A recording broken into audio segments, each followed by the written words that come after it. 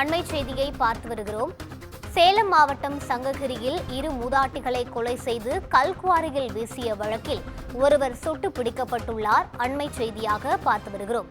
ஒருக்காமலை பகுதியில் ஐயனார் என்பவரை துப்பாக்கியால் சுட்டு போலீசார் பிடித்துள்ளனர். அண்மை செய்தியாக பார்த்து வருகிறோம்.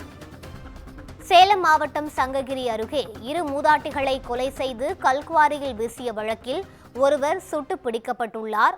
ஒருக்காமலை பகுதியில் ஐயனார் என்பவரை போலீசார் துப்பாக்கியால் சுட்டு பிடித்துள்ளனர். சேலம் மாவட்டம் சங்ககிரி அருகே இரு மூதாட்டிகளை கொலை செய்து கல்குவாரியில் வீசிய வழக்கில் ஐயனார் என்பவரை போலீசார் துப்பாக்கியால் சுட்டு பிடித்துள்ளனர். இது தொடர்பான கூடுதல் விவரங்களை வழங்குவதற்காக எமது செய்தியாளர் கிருஷ்ணமூர்த்தி இணைப்பில் இருக்கிறார். வணக்கம் கிருஷ்ணமூர்த்தி, விரிவான விவரங்களை பதிவு செய்யலாம்.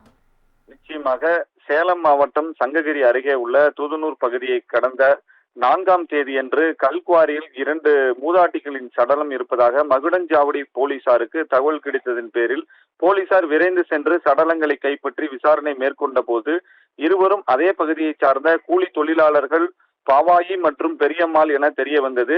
இதனை அடுத்து சடலங்களை பிரேத பரிசோதனைக்காக சங்ககிரி அரசு மருத்துவமனைக்கு அனுப்பி வைத்து விசாரணை மேற்கொண்ட போது மூதாட்டிகள் இருவரும் அணிந்திருந்த தங்க நகைகள் காணவில்லை என தெரிய வந்தது. மூதாட்டிகள் இருவரும் தங்க நகைக்காக கொலை செய்யப்பட்டிருக்கலாம் என்ற சந்தேகத்தின் பேரில் போலீசார் வழக்கு பதிவு செய்து விசாரணை மேற்கொண்டனர். இந்த விசாரணையின் அடிப்படையில் சங்ககிரி அருகே உள்ள ஒருக்கா மலை என்னும் பகுதியில் குற்றவாளிகள் இருப்பதாக கிடைத்த ரகசிய தகவலின் அடிப்படையில் மகுடஞ்சாவடி காவல் ஆய்வாளர் செந்தில்குமார் தலைமையிலான உதவி ஆய்வாளர் கண்ணன், தலைமை காவலர் அழகுமுத்து, கார்த்திகேயன் ஆகியோர் குற்றவாளிகளை சுற்றி வளைத்தனர். அப்பொழுது குற்றவாளிகள் ஐயனார் போலீசாரை கத்தியால் தாக்க முயற்சி செய்த போது உதவி ஆய்வாளர் கண்ணன் என்பவரின் வலது கையில் குத்திவிட்டு